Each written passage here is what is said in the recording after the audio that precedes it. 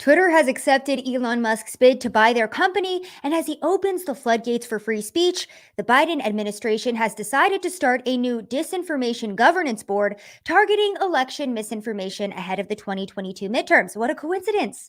While Twitter's takeover is big news, we also have heartbreaking news coming from the Texas border as California's fentanyl crisis, which of course directly tied to open borders, spirals out of control. Welcome back to another episode of Rapid Fire. My name is Savannah Hernandez, your host for this episode. I apologize that I haven't been back in so long, but I have been covering on the ground the fentanyl crisis in California, the border crisis in Texas, the homeless crisis that has been plaguing our nation, and I've been quite busy. I haven't been here at home for about a week and a half. You guys saw me on Tucker Carlson. I also have another big project coming up with a company that many of you are familiar with, so stay tuned for that. So apologies that I haven't been able to do the show as often, but as promised, as always, when I can do the show, I make sure to have it jam-packed for you guys. I've been keeping up with all of the important news about libs of TikTok being doxxed by Washington Post reporter Taylor Lorenz, the National Guardsman who drowned at the Texas border trying to save illegal immigrants, Elon Musk's takeover of Twitter, and of course, the left's rabid response to it, and most importantly, at the forefront of this show today, this disinformation governance board that, of course, the Biden administration regime actually is going to be implementing ahead of our next elections. Can anybody imagine why that might be? Now, I started doing this video series titled Minorities Hate Joe Biden, and I recently did a gay edition. I went to the gayest neighborhood in Dallas, Texas that I could find. It's actually called the Gayborhood here. And even the gay community doesn't like Joe Biden, okay? So where are those 81 million people? You think that they would be all over the country, but no. For some reason, the most popular president in history, I have people on the street saying, Joe Biden can effing die for all I care. Go check that out in my Minorities Hate Joe Biden Gay Edition video. This is the consensus that we're getting on the street, which is why Jen Psaki, our lovely press secretary, of course, has to come in and hit us with these fake polls, telling us the exact opposite of the reality that we're actually all living. So, of course, welcome back to another episode. I do want to cover a little bit with you guys what I have been up to on the street. So I'm going to play you two videos of last week's coverage, some of the things that I saw in California. I was in Los Angeles downtown talking to people about the homeless crisis there. I was in Venice Beach asking people about AB 2223, which is the proposed infanticide bill in California. And then I also went to San Francisco because we all hear how bad the fentanyl crisis and the drug crisis is over there. Well, I saw it with my own two eyes. And when I tell you that I have been in the middle of riots where BLM domestic terrorists are destroying small businesses and punching each other in the face over whatever loot they're trying to steal, I have felt more safe in that environment than I did on the streets of San Francisco at 2 p.m. So let's go ahead and start off with California abortion video. Again, this was in response to California's new infanticide bill, AB 2223. This bill basically makes perinatal death via neglect 7 days post-birth. Are trying to legalize it in California, okay? So you have your baby, you say, oh, I don't really want this thing anymore. If you neglect your baby for 7 days, you want to throw your beloved child in a dumpster, then you cannot be held legally liable for that because it's a perinatal death. Also, another interesting portion of this bill, the coroner can't investigate or write on said death certificate how the baby died. So here are some of the responses to that bill from some Californians. So basically, like if they have their baby, they can neglect them for 7 days, and if the baby dies, then they can't be held criminally liable. What do you think? Yeah, I think whatever helps women and helps them achieve their dreams and however that needs to happen is definitely acts to help that is helping all of us. So I prefer that most women make their decisions at 8 weeks, but I'm also in support of 10 months out of the womb. So you think babies should be aborted 10 months after they're born? If the mother wants to, yes. I think fuck them kids. So if you want to get a late term abortion, that's up to you. You know, I've had an abortion too, and it was my choice, and I'm happy I had that choice. I've had an abortion myself. Would you guys get an abortion again? Yes, 100%. 100 times. I'd do it multiple times. Until I feel that I'm ready to parent, that's a choice I'll continue to make.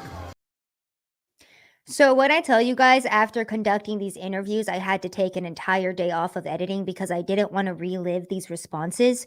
Um, I felt spiritually drained after being in California for a week because not only is this many people's viewpoint on life over there, okay, whether or not this bill actually passes in that state, there are people in our country who genuinely feel that killing a baby 7 days post birth is a good thing if it benefits women. So, just a little eye opener on the mindset there. And of course, I went over to San Francisco too to go cover the drug and homeless crisis that we're constantly hearing about. I wanted to go see it for myself. I actually did like a mini report on Skid Row and people in San Francisco kind of uncovering what's going on with the fentanyl over there. But here's some B roll showing you guys just how bad this crisis is. And again, this is all footage that I took with myself and my cameraman, and it only took us about an hour to get all of this footage. This is only a 1 minute compilation as well. I have much more footage than just this, but go ahead and just take a peek at how bad the crisis is over there.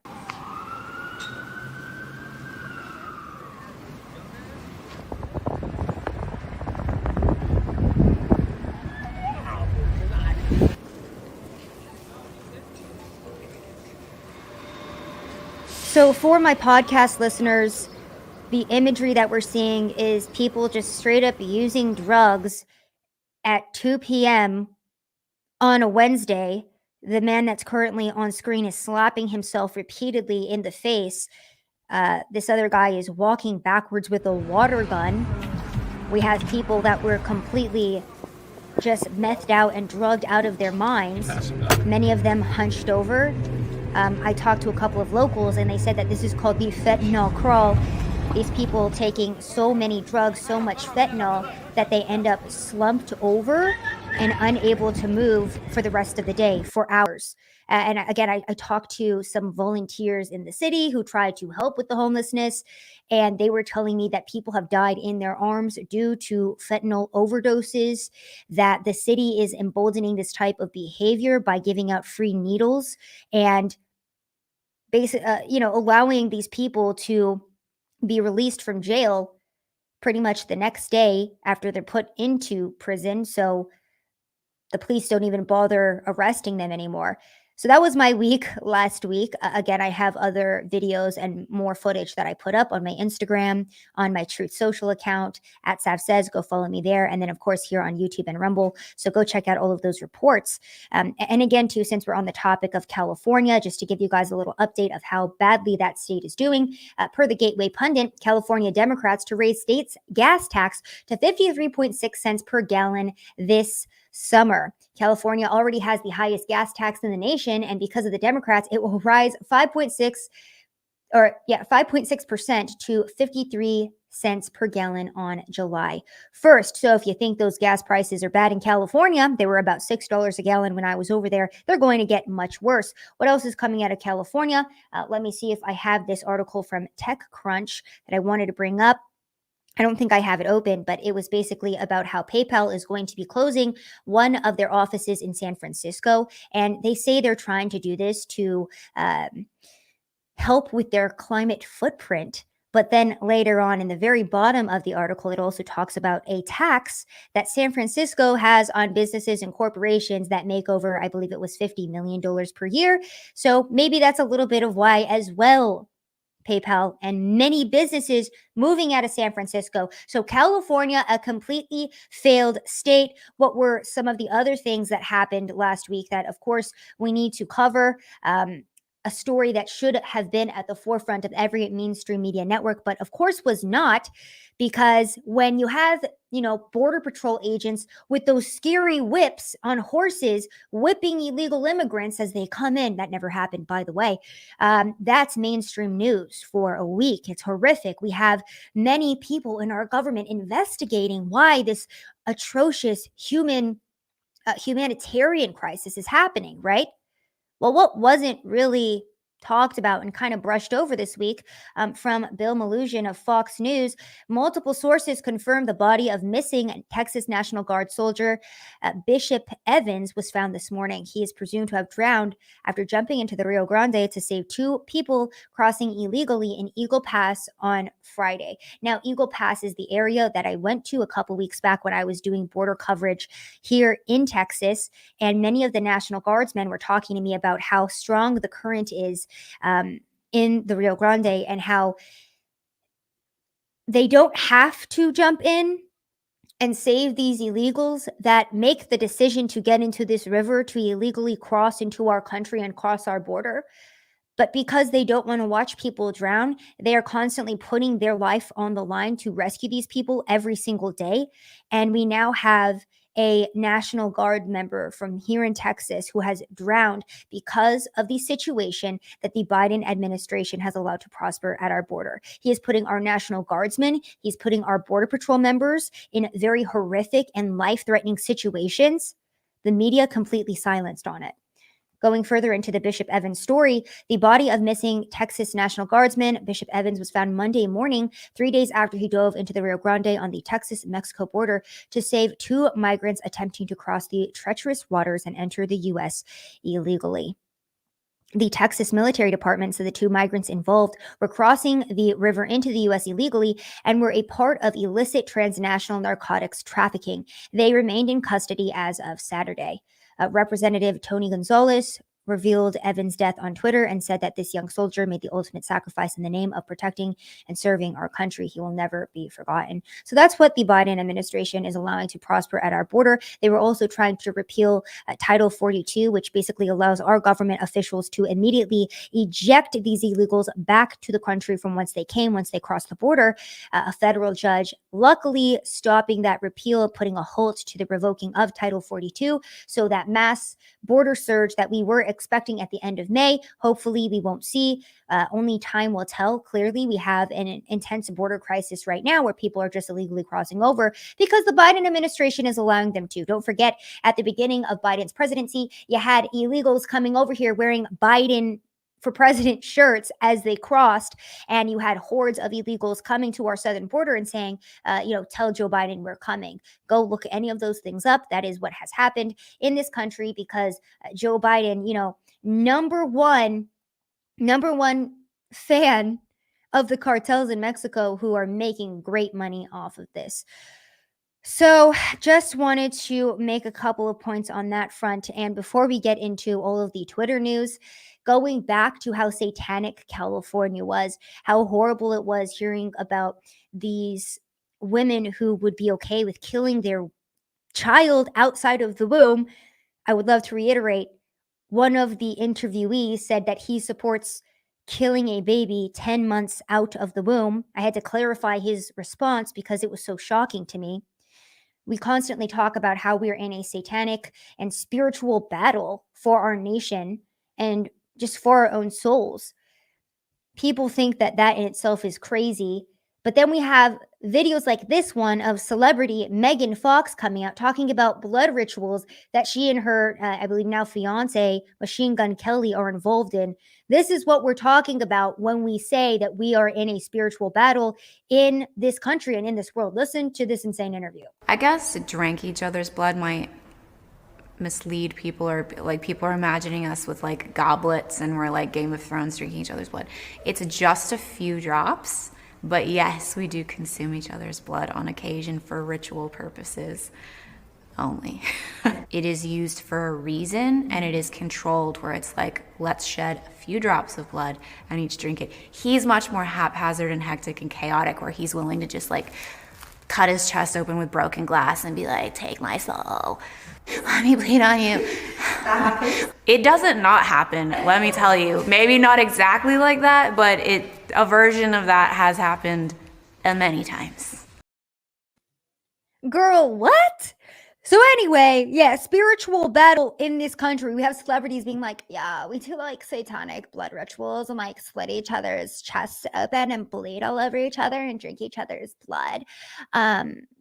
But yeah, that's not satanic at all. And we also have people in this country who think that you should kill your baby 10 months after the womb. But yeah, everything that you're hearing on social media about, depravity and the degradation of our nation is false. Probably why Joe Biden is starting his disinformation governance board, right? Because we have all of these right-wing extremists who keep talking about all of the depravity in society.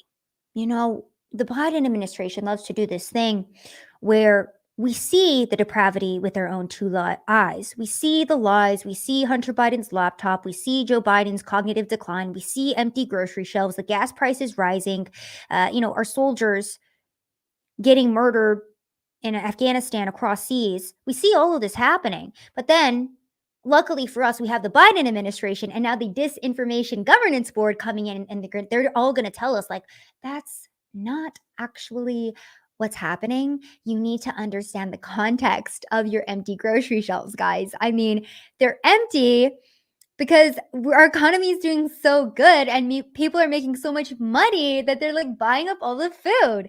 Yeah, I could be press secretary at this point with zero.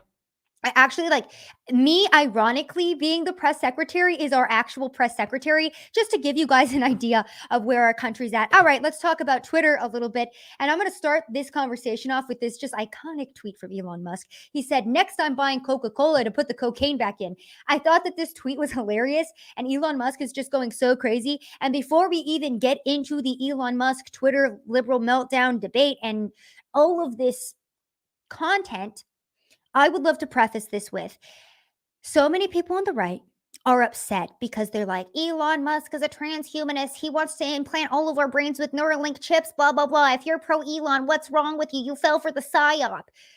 Bro, why can't we have anything on the right?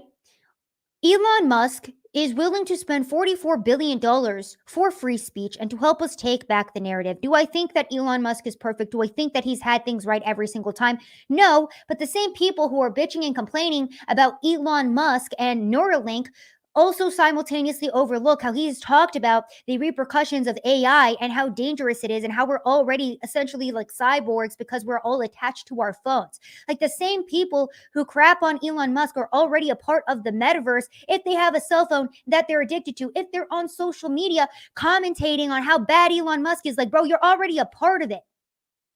So my viewpoint on this entire situation, because people are already getting unbanned on Twitter right now. People are not being shadow banned anymore. We have people on the right wing who were severely suppressed and silenced.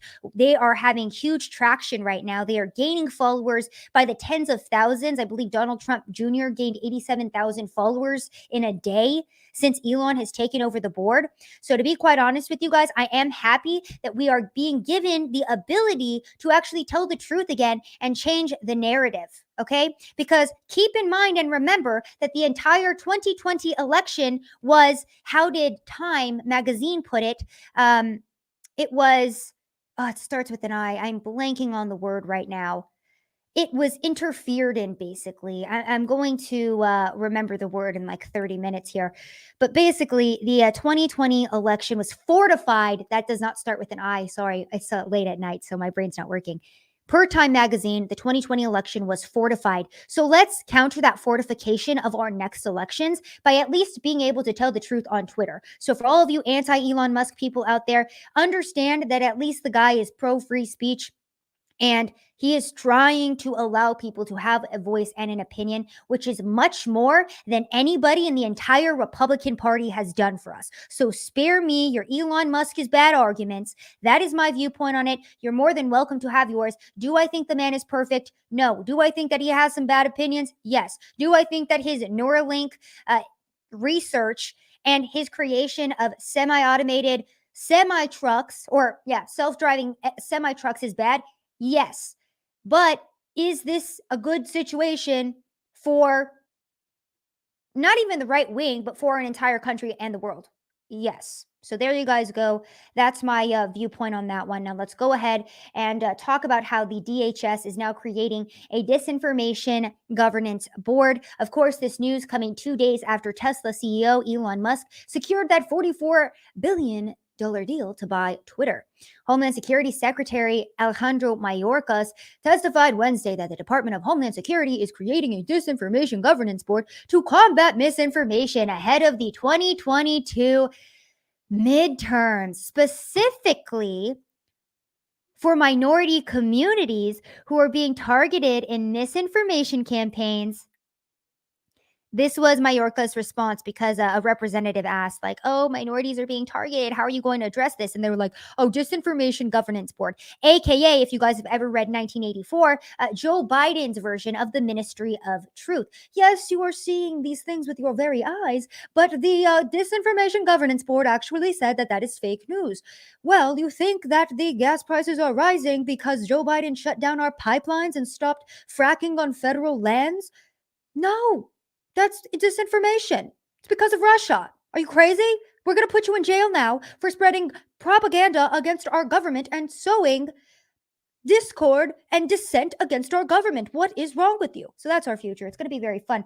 Very interesting point too on that.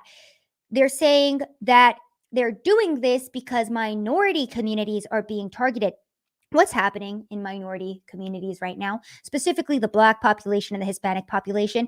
They see that Democrats are verifiably crazy with the LGBTQ indoctrination of our kids. There is a huge movement of the Hispanic community who is like, I don't align with this. This is crazy. And they're starting to vote Republican. I've talked about this on my shows previously, how in McAllen, Texas, for the first time in over, I think either ever or over 20 years, they elected a Republican candidate. It was either like a mayor or a candidate. I can't remember off the top of my head. I apologize that I'm butchering this. But in these very previously Democratic cities, we are now seeing a big surge in, again, the Hispanic and Black populations that are starting to lean more right wing because Democrats have gotten so insane. So, that's something we should all be noting because it's not good. It's not good that the government is doing this. And I have said this multiple times that our government has way too much power. If at all they think they can come out with a disinformation governance board and tell us what we can think or feel. Remember that back in February, the DHS updated their terrorism bulletin to say that if you were sowing dissent and spreading propaganda that would make people not trust the government, then you were participating in a form of online terrorism. Go look that up. So understand what our government is setting the stage for here. Not only in election year, COVID doesn't really seem to be working, so we can't send out those mail-in ballots. So now everything is disinformation, and you have to be banned now. Now it gets even better, okay? Nina Jankowicz, who is a global fellow at the Wilson Center, is now Biden's disinformation commissioner. So this is who is heading the disinformation. I just had like a total mind blank there. The Disinformation Governance Board. This is who is now going to be heading that.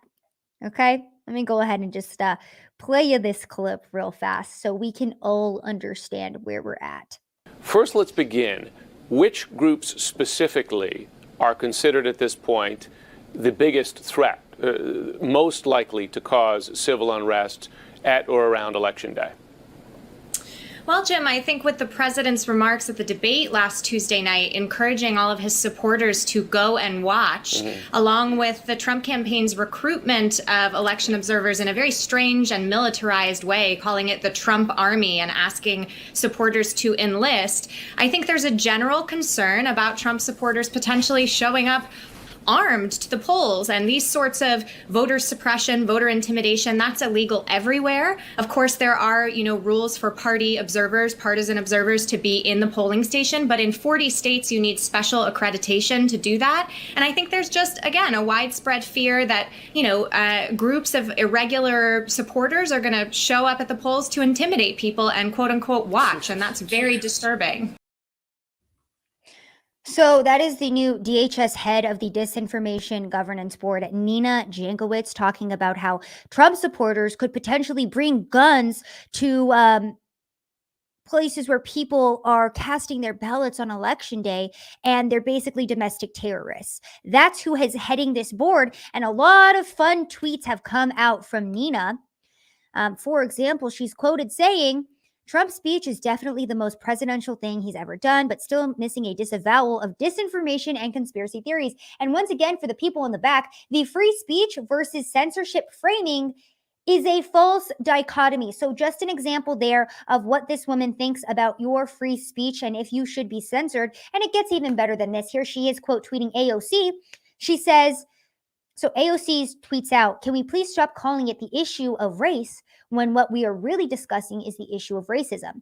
Our good girl, our girl Nina, the head of the DHS's Disinformation Board, says even better if we owned it and called it America's systemic racism. Let's keep going. She also tweets out, Trump talking about how he would put out that fire in Portland is the language of authoritarianism. It means the violent clearing of protesters, arrest without cause, abuse of human rights. That's not law enforcement. That's lawlessness. And this was tweeted out back in September of 2020. I want you guys to remember what was happening in Portland in 2020. They were trying to burn down the federal courthouse, and they were throwing bricks at police officers and lighting fires. They rioted for, I can't even remember how many days straight. It was well over a couple weeks. It was anarchy and chaos, which is why Trump was finally like, hey, bro, we're going to go ahead and deploy the National Guard because it's anarchy over there. Have y'all ever watched Batman? Have y'all ever seen what happens in Gotham when the Joker is just like, we're going crazy and there's anarchy and chaos in the streets and, you know, grandmas are running away screaming? That was Portland in 2020. So here's Nina being like, oh my gosh, I can't believe Donald Trump was trying to stop that. Like, that's just so authoritarian. She keeps getting better, my friends. She also says, I am dispatching thousands of heavily armed soldiers, quoting Donald Trump. She said, a sentence I expect to hear from leaders of authoritarian countries, not the president of the United States. In reference to my own city, girl, Portland is a POS. So, I mean, come on. Jeez. And then finally, and this is from 2 days ago, when she was on NPR, she says, I shudder to think about if free speech absolutists were taking over more platforms. What would that look like for marginalized communities, which are already shouldering disproportionate amounts of this abuse? You know who is being abused on the social media space? Do you know who is really dealing with actual racism and discrimination for their skin tone in this country? It's not the brown or black community. It's white people. White people are public enemy number one. I actually went and conducted this experiment 2 years ago where I went with the sign that said, it's okay to be white. And I asked white people, what do you think about this? And they visibly winced and they were disgusted by the phrase, it's okay to be white. Yet Target is selling Black Power, Black King, Black Queen, Black Excellent shirts, and nobody cares about that. You replace that with the word white. White people aren't allowed to be proud of their heritage. White people aren't allowed to be proud of their skin color or their family or anything like that, or their history. They're just public enemy number one, and they are actually experiencing real racism in this country. I've said it before and I'll say it again. We do not have a white supremacy problem in this country. We have a black supremacy problem, and I can show you various examples of that. So one more tweet from our girl Nina, the head of the Disinformation Governance Board. I'm reiterating that just so we're all aware of what this woman is heading, the Disinformation Board. Remember Hunter Biden's laptop that was suppressed by the New York Post ahead of the 2020 elections that many people were polled about, and they were like, yeah, if we knew about that laptop and about Hunter Biden's business dealings and maybe that he was a crackhead, we probably wouldn't have voted for Joe Biden.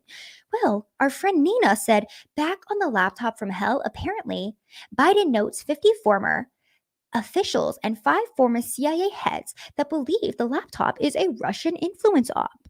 Trump says, Russia, Russia, Russia. So here she is, covering for Hunter Biden's laptop. And remember that the entire media was doing this before doing their due diligence. There's this crazy thing in reporting called investigation, where you hear about a story and you're like, damn, that's kind of crazy. Maybe I should make some phone calls, do a little research, maybe see if the laptop really did belong to Hunter Biden. But our media didn't do any of that. They just said, yeah, that's a Russian disinformation campaign. It's the Russians. It's the Russians, guys. Just ignore that. And then Twitter, do not forget, came in and suppressed that story. And then Joe Biden got into office because it was a fortified election. Fortified. So that is going to be the head of the Disinformation Board, and that's who is going to be allowed to tell you what is and is not reality. Again, we're living through a time where you can see all of the chaos and destruction that Biden's administration has brought in less than 2 years. People always say Joe Biden's an awful president. I say that he has destroyed America in record time, okay? So he's the best at being the worst. We got to give him that at least. And this is now the new ministry of truth that he is creating. And why is this happening? You guys already know about this, but we're going to recap it anyway because I've been gone for a week and a half, guys. This is happening because Twitter accepted Elon Musk's buyout deal. Twitter's board accepted billionaire Elon Musk's offer to buy the social media company for $54.20 per share. Of course, Elon sneaking in that $4.20. What a jokester. And trying to buy out Twitter for $44 billion.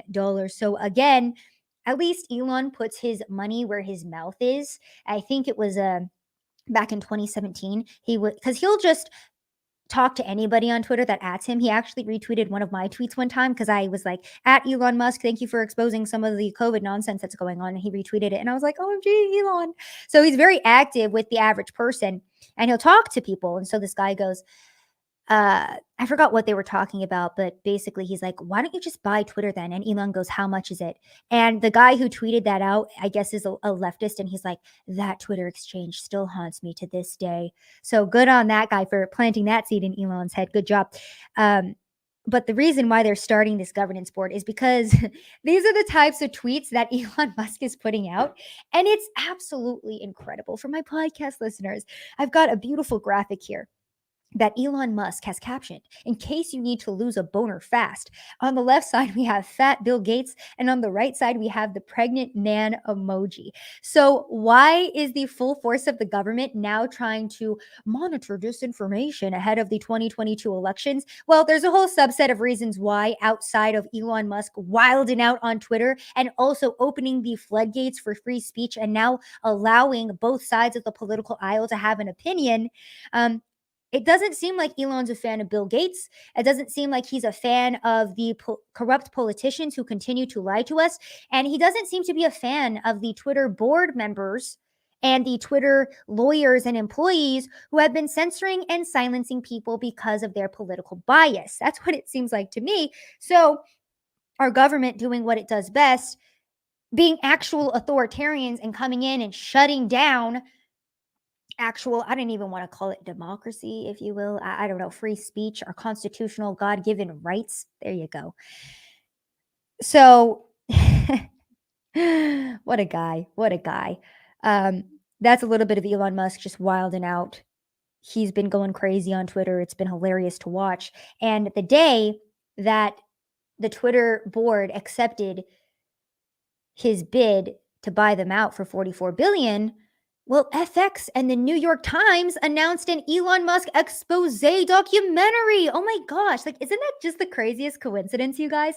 Isn't it so crazy how as soon as you start pushing back against what the government wants, as soon as you start becoming a threat to the government by trying to tell the truth or trying to, give prosperity back to the people, all of a sudden, the media, who is, of course, the voice of the people, right? The media is supposed to be holding a lot of these corrupt people accountable, comes out with an expose piece about you. When I went on Tucker Carlson, Media Matters actually clipped out the portion where I defended Alex Jones and was like, this girl and Tucker Carlson were defending Alex Jones. And I was just like, yeah, I was.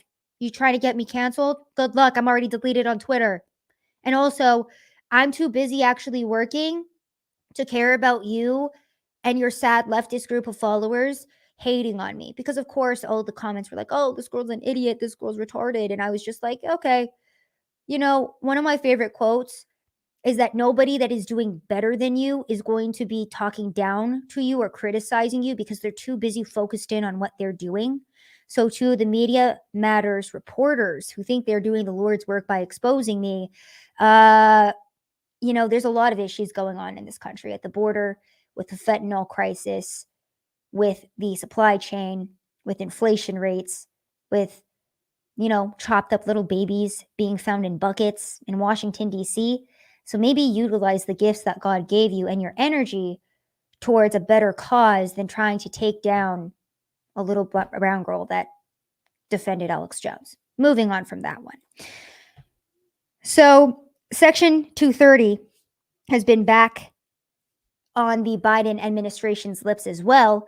Another weird coincidental timing, how Elon is trying to buy Twitter, and now the Biden administration is like, oh yeah, Section 230. Joe Biden's always been a big proponent of that, of being able to regulate speech and hold private companies like Twitter accountable for what people post. We've always been a big proponent of it. So please, everybody, yeah, we're probably going to go ahead and implement that. The AP, of course, writing out the headline, White House didn't tie Section 230 reforms to Musk. But like I just said, Jen Psaki coming out and saying, well, Joe Biden's always been a big proponent of this. And why are they even bringing this back up? And why are they trying to bring up Joe Biden's old answers that he never followed up on when Donald Trump was being deleted off of Twitter? Because they don't like that the billionaire that's not on their side is now trying to bring free speech back to the people in some way, shape, or form.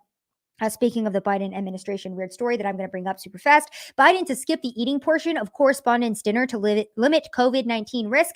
I just thought that was funny. And just to give you guys, again, another little snippet, a little trinket of how America is doing. Our president is not going to be eating at a correspondence dinner that they're holding at the White House because he doesn't want to get COVID-19. Like, our president is literally so frail and could die at any moment that he won't even risk eating food at the behest of potentially getting COVID. It's just ridiculous. What a time to be alive. So going back to, again, the left's response to this, because of course they've been having entire meltdowns. You guys, our democracy is at risk. I don't know what democracy means, but it's at risk. Every leftist, 2016 to 2022. All of the liberals are crying because Twitter is being overtaken by a white supremacist, nationalist, fascist, neo-Nazi. Put whatever label you want on that. That's what Elon Musk is now. The same guy who gave them their Teslas to help with climate change. He is now public enemy number one, aka Hitler reincarnated, because he is trying to buy Twitter and allowing all people to speak. Very bad crime per the left. Listen to some of the meltdowns that have happened since the announcement that Twitter has accepted Elon Musk's bid. I deactivated my account and deleted the app. That's what I think of it. Fuck Elon Musk. Today, Twitter has announced that they've been bought by Elon Musk, or however you say his name. I'm not interested in staying on Twitter anymore because of this, and I think there's a lot of people that are about to leave. So I just wanted to let everyone know that you can find me here. I'm going to also share this on Twitter before I deactivate my account so that anyone who wants to follow me can find me here as well. Hey, I did a thing today. I deactivated my Twitter account. You can too. Wrecked. All right, guys, Twitter is over. It's done. It's destroyed. These brave liberals did what nobody else was willing to do. They went the limits that nobody else was willing to go. They deactivated their Twitter account in the name of freedom and democracy. Damn. I just can't believe they wrecked Elon Musk that hard. I'm having a hard time even commentating after watching that video because of the complete wreckage that is Twitter after these liberals decided not to use the platform anymore. It gets so much worse though, guys. Elon just being absolutely just taken to task by the left wing. We have the Palmer report that tweeted out today, Elon Musk has publicly attacked two high-ranking Twitter employees today, putting him in violation of the disparagement clause in his buyout agreement. It's unclear if he's just unraveling in general or if he's purposely trying to get the buyout deal voided. So Elon Musk publicly attacking people. It's horrible, right? Okay, these are the attacks. So Sagar Argenti, he's actually more left wing, I would say, in his politics. I've listened to his podcast a couple of times. He's very moderate, leaning more towards the left, I would say.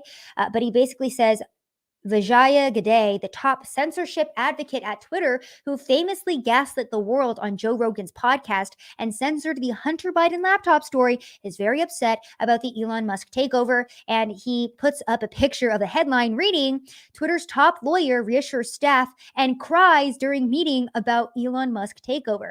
So Elon responds to this and goes, suspending the Twitter account of a major news organization for publishing a truthful story was obviously incredibly inappropriate. That's the attack, guys. A public attack. It gets worse. Cernovich, says Twitter lawyer Jim Baker, when general counsel of the FBI personally arranged a meeting between the FBI and Michael Sussman. In this meeting, Sussman presented fabricated evidence in the Alpha Bank matter. Elon Musk, this is who is inside Twitter. And then Elon says, sounds pretty bad.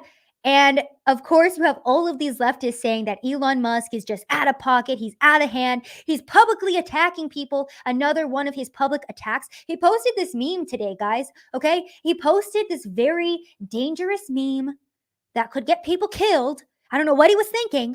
For my podcast listeners, you guys are so lucky. You don't have to look at it. I can barely look at it right now. You know, watching people do meth in the streets, I could handle. But this meme of Elon publicly criticizing people, it's a lot. It's a lot, okay? But because I care, I'm going to read it.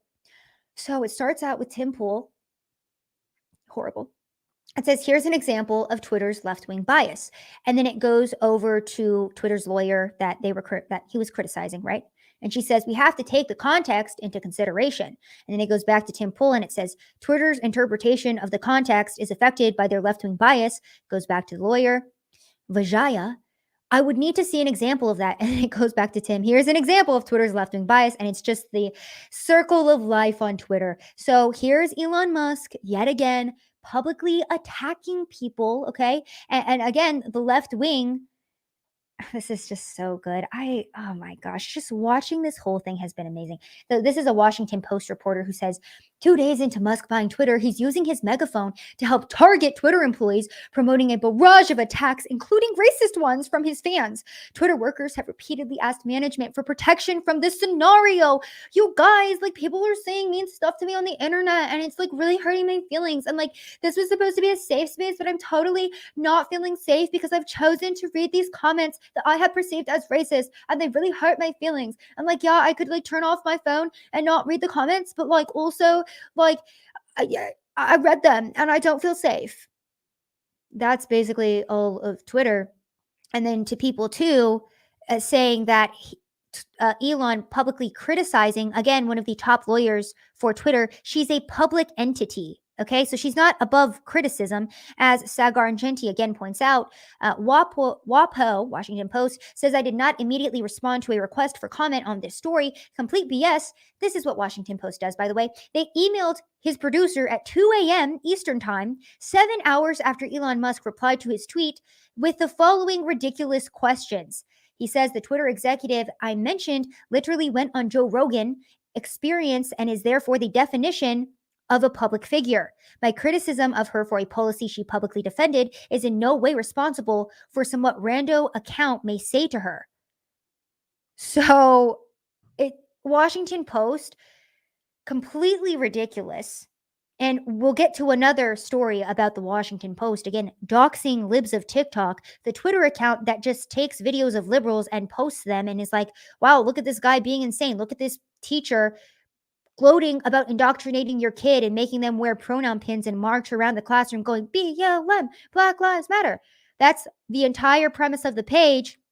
So Taylor Lorenz of Washington Post decided to use all of her time and energy to post a link with the personal home address of the creator of Libs of TikTok and then lied about it and was like, yeah, we never did that. So that's the Washington Post for you. And again, another example of how horrific our media is and how they really do not care about this country or the people, that they are the propaganda arm of the Biden regime. This is Ari Melber of MSNBC talking about what could happen if Elon Musk took over Twitter. Listen. You own all of Twitter or Facebook or what have you. You don't have to explain yourself. You don't even have to be transparent. You could secretly ban one party's candidate or all of its candidates, all of its nominees, or you could just secretly turn down the reach of their stuff and turn up the reach of something else, and the rest of us might not even find out about it till after the election. Elon Musk says this is all to help people because he is just a free speech, philosophically clear, open-minded helper. So there you guys go. Remember everything that we've been talking about for the past couple of years with Twitter censorship and how we were like, yeah, everything that Ari Melber just said could happen has already been happening to people who don't have the correct political ideology? Yeah. That's your media. It's just so chef's kiss. You know what I mean? He's like, let me lay out the exact situation that's been happening to conservatives, but now it could happen to us. So, like, now we're going to report on it because it's actually an issue. Another big person, okay, huge in the political space. We all know him. We all love him. Talcum X, aka Sean King, said, at its root, Elon Musk wanting to purchase Twitter is not about left versus right. It's about white power. The man was raised in apartheid by a white nationalist. He's upset that Twitter won't allow white nationalists to target and harass people. That's his definition of free speech. And then Sean King deleted his Twitter account. So everyone in the right wing was celebrating this because we were like, hell yes, Sean King sucks so bad. He's a white man pretending to be black for clout. So everyone was like really just so hype about him deleting his account. But then he reactivated his account and he put this up. I'm still here, mother effers, for his bio. And then he made his header the tweet of Jack Posobiec saying Sean King has deleted his Twitter account, and then Don Jr. retweeting it saying that alone is worth $44 billion. And one of Jack Posobiec's followers retweets it and says his bio coming back from deleting himself is him showing the tweet that he responded to by lying that he didn't delete his account, because he tried to say that everyone in the right wing that was celebrating him deleting his account was a liar. But guess what, baby? We got the receipts. We all saw you delete it because you were like, having a bitch fit because you're pathetic. Pardon my French there, but that was the only way I could articulate that off the cusp.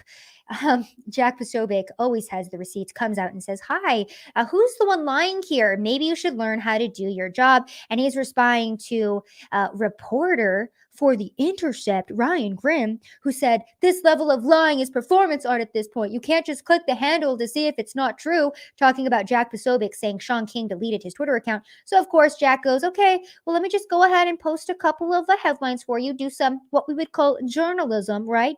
AKA a 5-second Google search from The Independent. Sean King deletes Twitter after calling Musk take over white power. And then there, of course, is that screenshot of Sean King deleting his account and then reinstating it, which he said he had to do because he was being threatened and harassed, you guys. So he just had to deactivate it for a minute and then he reactivated it. So he's back. He didn't even last 24 hours. Good Lord.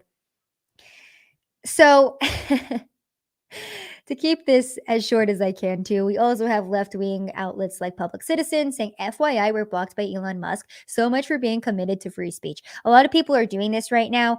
We also had Michael Rappaport doing something similar, saying this is Mr. Free Speech. And it's a screenshot of Elon Musk blocked you.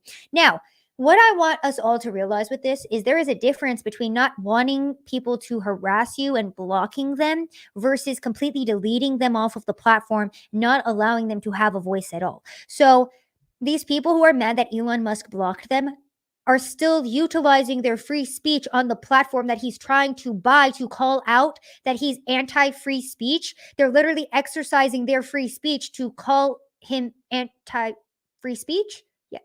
Yeah, you guys are following me on that one. Makes no sense. I don't know. We also have Dick Costello, emphasis on the Dick. He used to be Twitter CEO from 2010 to 2015. He said, bullying is not leadership. And then Elon Musk replied, what are you talking about? I'm just saying Twitter needs to be politically neutral. And Elon Musk has remained very neutral with this. He's called out the board leaders who have censored based on political bias and political opinion. He has even said already and come out saying that, people on the left wing are going to be upset, people on the right wing are going to be upset. Many speculating that means maybe Donald Trump won't be allowed on the platform, which is why he has Truth Social. Donald Trump also coming out and saying that he will not be returning to Twitter. Instead, he will be using his own platform, Truth Social. Follow me over there at Sav Says, by the way. So again, the rabid left saying that Elon Musk criticizing bad policies in Twitter's board and Twitter's company, that even Jack Dorsey and the current CEO, I'm not going to try to even pronounce his name because it's very foreign and I don't know how to pronounce it, so I don't want to butcher it. They're both coming out and saying Twitter should be for everybody and we want to make the platform as good for everybody as we can. And the rabid left being like, well, you can't do that because then people that we don't like will be allowed to talk on this platform. And you can't do that. Well, again, going into our corrupt media, I'll speed through this. Back to the Washington Post story, Taylor Lorenz doxes libs of TikTok. I think we already kind of went over that. And so Tim Pool's crew, along with Jeremy Boring of the Daily Wire, decided to put up a little billboard exposing Taylor Lorenz, who tried to lie and say that she didn't dox libs of TikTok. So this is the border that they put up. It says, "Hey, WAPO, democracy dies in darkness. That's why we're shining a light on you." And then it goes on to say, come on, change frames. There we go. Taylor Lorenz doxed libs of TikTok at Timcast. So that was a billboard that they had put up because Taylor Lorenz verifiably did include a link to private work details and an address listed as the Libs of TikTok's owner's private home. They lied about it, so Timcast made sure to get an ad in Times Square to call them out. You know what? They can censor us online, but they can't censor us in the real world. So I love to see it. I love to see it. And why do they have to censor us? Why are the left specifically, so upset that people with dissenting opinions will be allowed to have a voice? Because they can't compete, and they know they can't compete. They know that they're liars, and they know that their entire political ideology and everything that they feed people about climate change, about elections, about democracy is all lies. They can be very easily debunked, which is why they have to censor and delete people. And the corrupt government and corrupt politicians taking it even a step further than that. Now, Marjorie Taylor Greene was in a testimony regarding January 6th. And why was she in this testimony? Because corrupt politicians are trying to keep her from being able to rerun for Congress. U.S. Representative Marjorie Taylor Greene was hostile during testimony on Friday in a hearing on her eligibility to run for re-election. And it basically talks about how she was tied to January 6th and how she supported it. And so she should not be allowed to run for re-election. So apparently the day before the Capitol insurrection, she proclaimed on TV that this is our 1776 moment. And she testified that she never endorsed violence. Again, Democrats trying to align 1776, which goes back to the historical foundations of our entire country, to violence and being a domestic terrorist. Greene is set to appear on the Republican ballot for Georgia's May 24th primary and has been endorsed, of course, by Donald Trump. The administrative law judge who oversaw the hearing must present his findings to Republican Secretary of State Brad Raffensperger, who will then make the ultimate determination on whether Greene is qualified. And this is the portion I wanted to read. Voters in the Georgia Congresswoman's district have said Greene helped facilitate the January 6th insurrection that disrupted the certification of Joe Biden's victory, making her ineligible for re-election under a rarely cited section of the 14th Amendment dealing with insurrection or rebellion. I'm sure you've already heard this take before, but we're going to reiterate it here. The reason why they are doing this to Marjorie Taylor Greene is to see if they can get away with doing it to Donald Trump, so that way he can never rerun for president again or hold any other elected seat in office. So that's why they're doing this. there's so many multiple layers of corruption. I took a break off from the news last week because I was covering on the ground reporting a specific topic, the fentanyl crisis, the homeless crisis. So I wasn't paid attention to everything that was going on nationally. I do these shows for you and for me to kind of update myself. And I was feeling really good about the country. I was like, you know what? Things are pretty bad, but I can still come home to Texas and we're chilling. And then I get online and I read the story about how corrupt politicians and our corrupt government is trying to stop Marjorie Taylor Greene from running for re-election because of the insurrection and her role in it, which is complete BS. They're doing this to stop any, not even just Donald Trump, any person running from office that they don't like politically. Why are we seeing the setup for the DHS starting this Disinformation Governance Board? Why are we seeing the same DHS update their terrorism bulletin to say that if you sow public dissent against the government or discord or blah, blah, blah, that you're a domestic terrorist and that's domestic terrorism, because they're trying to say that any anti-government sentiment is equated to domestic terrorism. And if you are pro-America, if you are pro-Constitution, if you are pro-God-given freedoms and rights that the same corrupt government is trying to take away from you, then you are considered a domestic terrorist. You can never run for office. You can never hold an elected position, and you will be thrown in jail. I know that sounds extreme, but keep in mind that we still have political prisoners from January 6th rotting in prison and being tortured right now.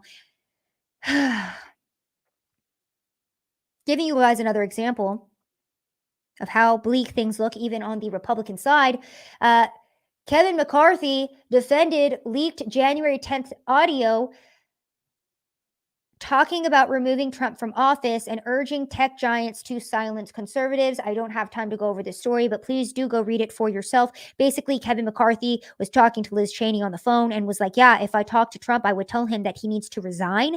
And he also urged big tech to silence more conservatives. So that's Kevin McCarthy, who is our minority leader currently. If Republicans, at the end of the 2022 midterms take back the Senate, people are like, do not elect Kevin McCarthy, bro. Like he's bad news. He's not a good guy. Even Tucker Carlson ran a piece just straight up dragging this man for the rhino that he is. So an update on who you can and cannot trust in Congress.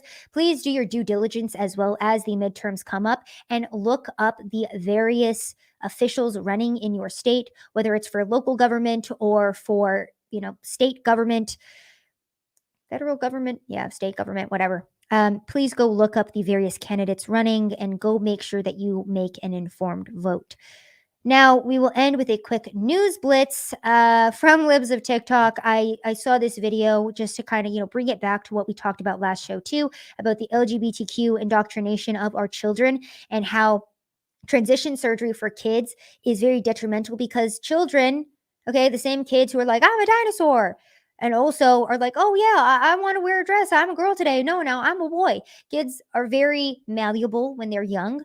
So when parents take these kids and try to influence them a certain way, try to tell them, hey, maybe you're gay, maybe you're trans, maybe you should, be involved in this surgery, cutting off your organs and limbs.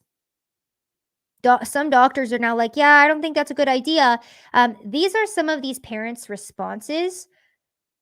So this is apparently a mom who is mad because a doctor suggested that her 9-year-old child was too young to know himself when she wanted her kid to transition. So this is that video. Pediatrician number 2. After I fired pediatrician number 1, I asked another mom of a trans kid who lives locally for a pediatrician recommendation, and she gave me one.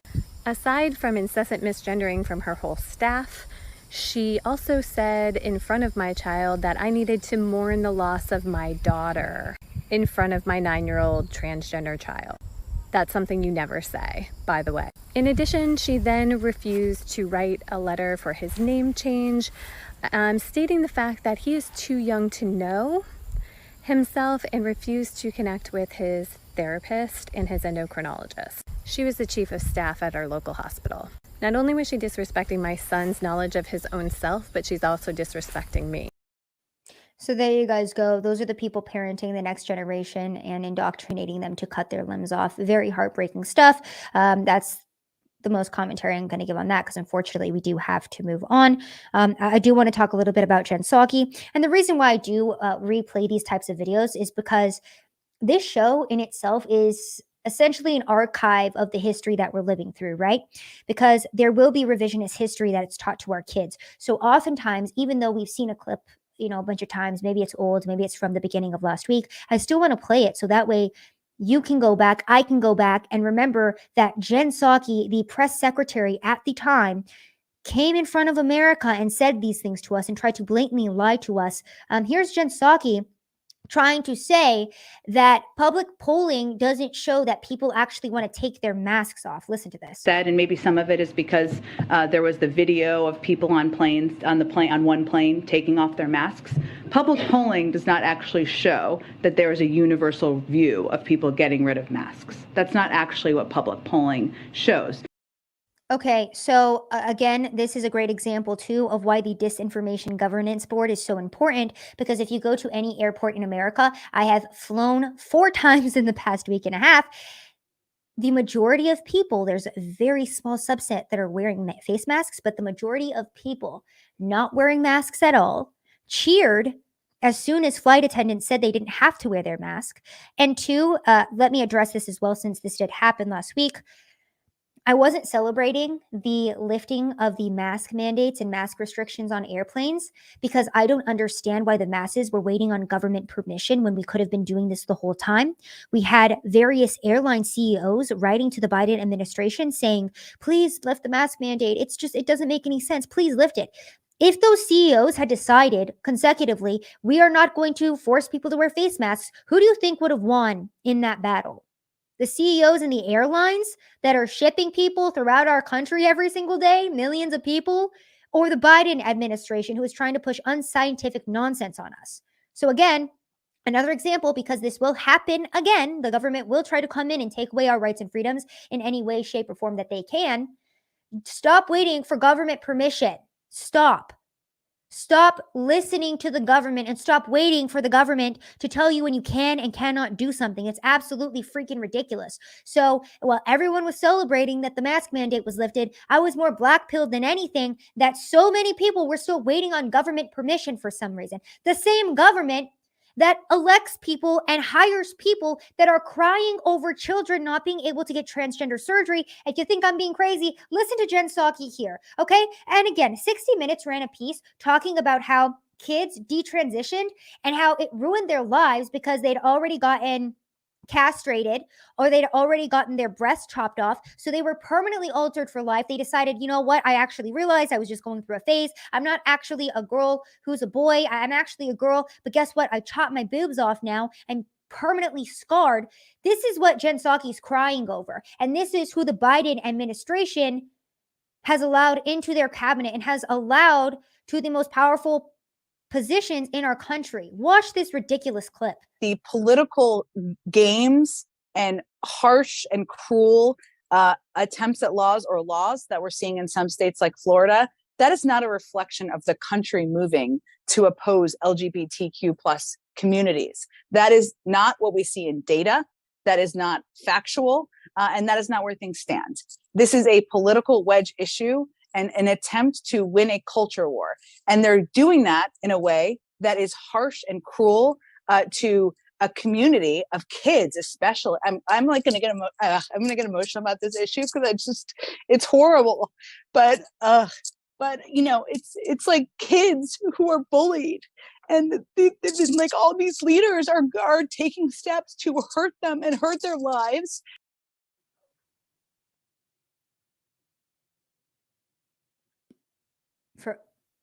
I don't even know what to respond with to that. Everything that she just said is a lie.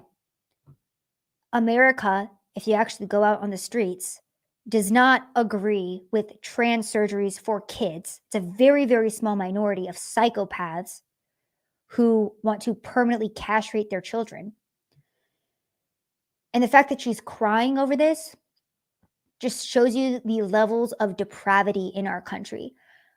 My 9-year-old child, my 9-year-old little girl can't take medication to block her biological process that her body's, naturally doing, putting her through puberty.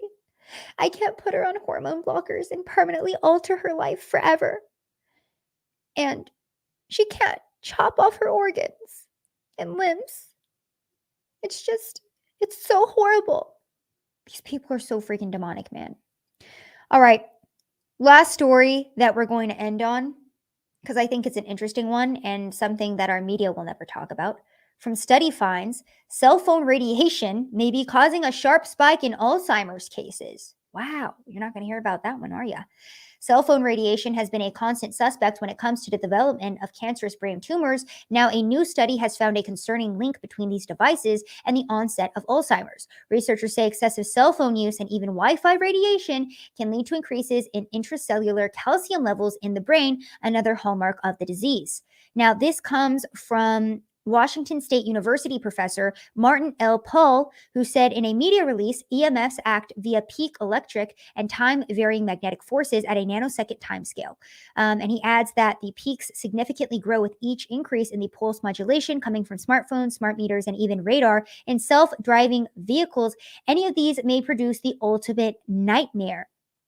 So the review of several Alzheimer's-related studies explains that pulsed electronically generated electromagnetic fields, aka EMFs, are producing strong electric and magnetic forces which have an effect on the human body. Specifically, these wireless communication signals activate voltage-gated calcium channels, which regulate intracellular calcium levels. So you know how everyone's like, oh, 5G truthers are so crazy because they think that these 5G towers are like emitting these various types of electromagnetic things and blah, blah, blah, or different types of frequencies that are bad for us. This is an interesting study about cell phone radiation. I wonder if we'll have studies in the future about various types of technologies that, you know, our government's just like, yeah, go ahead, pop it up. All right, great.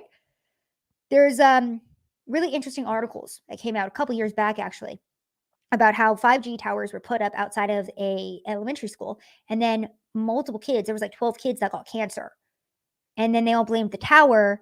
But of course, I don't really think there was, you know, any direct correlation with that. It's kind of like how if you die from a heart attack and you got the COVID vaccine, well, you probably were just eating too many eggs, and eggs can cause blood clots.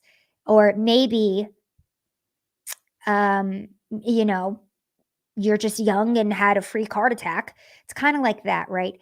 So again, I would encourage all of my listeners, if you think that this is a crazy thing, go and look into that type of stuff, okay? Because the government puts a lot of chemicals in our food and water supply that actually very detrimentally affect our bodies. And now we're all using cell phones and putting them up to our brain that could be causing cancerous brain tumors. So maybe just be a little bit more careful about, you know, the various products that you're using and technologies that we allow into our lives. With that being said, my name is Savannah Hernandez. This has been another episode of Rapid Fire. Thank you guys so much for sticking with me. I apologize that this show has not been as, what's the word I'm looking for? On schedule as it used to be. I'm just traveling a lot, but I am trying to get you guys as much content as possible. Please remember, if you do like the show, go leave a 5-star review on Apple Podcasts. You can also find the show on Google Play, Spotify, anywhere podcasts are streamed. Go to savsasofficial.com, my website. Go check out some of the research and content I put up there. And then, of course, please, if you like this show, if you like this channel, like, subscribe. If you don't like YouTube, go follow me on Rumble or Odyssey. We're doing great, guys. All the channels are growing. Things have been good. Thank you guys, of course, for supporting me always. And hopefully I will be able to get another show out to you guys next week. It will most likely be Friday if I can get one out. I am traveling and I am doing a couple of projects with a company out in California. I'll tell you guys more about that after it happens. Again, my name is Savannah Hernandez. Thank you guys so much for tuning in. All right, my guys, that was my sign off for my podcast listeners. We are reading super chats. I 1,000% apologize that I didn't read the ones last time. Alex Stein and I were shooting content, so I had to run as soon as the show was done. He and I went and shot the neighborhood of Dallas. It was super fun. But yeah, I was all over the place, so I didn't get to read the supers last time. I really apologize, guys, but we will get to super chats right now. How have you guys been? What's up, chat? How y'all doing? Everybody, please tell Dad to go to bed. He has to get up early, and I did the show really late. Okay. Sebastian Gonzalez says, shout out from San Antonio, Sav. Come down here to do some interviews with the people here.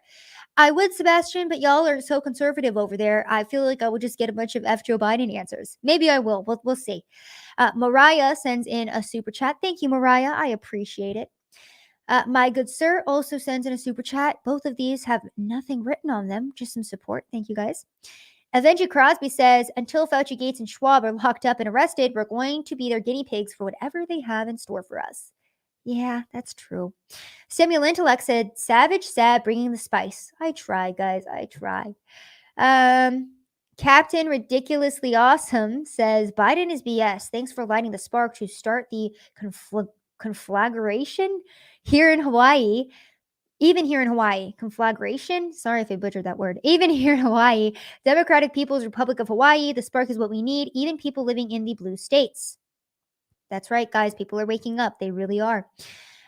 Zach Darce said, glad to hear from you, Sav. Keep fighting the good fight. I bet your new project is with the Blaze. It's not actually.